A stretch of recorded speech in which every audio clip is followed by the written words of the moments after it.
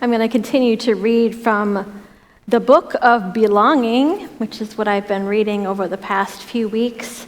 And on this second Sunday of Easter, which I know we're moving, by the time you get this, you're going to be moving into the third Sunday of Easter, we're going to hear a little bit more about the resurrection. A dream come true. Jesus' friends questioned Mary Magdalene and the other women. How can this be true? What does it mean? Who? What? Why? Can you imagine?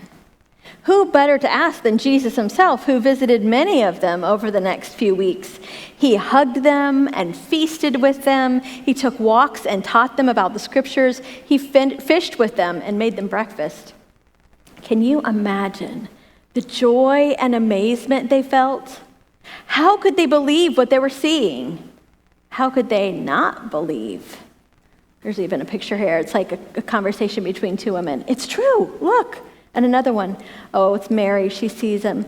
My baby, you're alive. You can imagine how excited she was. But Jesus was patient and kind. It's really me. He laughed and even let them feel the wounds on his mysterious resurrected body, because every body tells a story. And Jesus' body told the best story of all. Death is not the end. Nothing can stop my love. I am making all things new.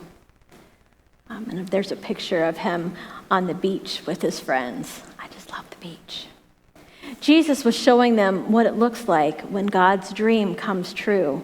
After they spent many joyous days together, he led them outside the city. Lifting up his scarred hands, which they had seen spread wide to embrace the whole world, he told them many true and beautiful things. He looked into their eyes and reminded them of God's true names for them: beloved, belonging, and delightful. This has all been part of God's dream of belonging come true. I want you to share that dream with the whole world. Jesus' friends looked at one another and then back at their teacher. There was a bittersweet ache in their throats, and they couldn't quite say why. And then something lovely happened. You'll get to see a picture in a minute. It wasn't the first time, and it wouldn't be the last. But it was as if the world around them split open. The swaying grasses and dancing clouds peeled back to show a glimpse of heaven, God's world. Like a grin breaking open with joy, like a door creaking to reveal a room full of wonders. Light and love poured out, and somehow Jesus entered in. He left them and was taken into God's space. Jesus' friends blinked and stared at the place where their beloved friend and teacher and rescuer had just been standing. Did they know the whole story of who they had been looking at? Do we ever really know the whole story of who we are looking at? In the same simple way, God had slipped into the world in the form of a baby born to the most ordinary of girls.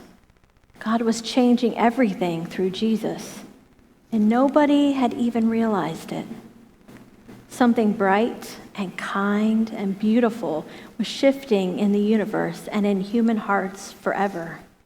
It was like a door swung open that they didn't know had been keeping them trapped. It was like someone paid for a huge bill that they couldn't afford. It was like Jesus got in a fight with death and he won.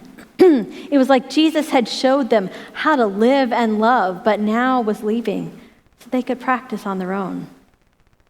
None of our words seem quite magnificent enough to describe the mystery of what was happening in the kingdom of already and almost. Without warning, something bright and warm bubbled up in each of them. It spread and soothed their aching hearts and racing minds. It was joy, a great big bubble of joy that seemed to carry them above the road as they made their way back to the city. Jesus was alive. Heaven was open. Something new was happening, and they got to be a part of it.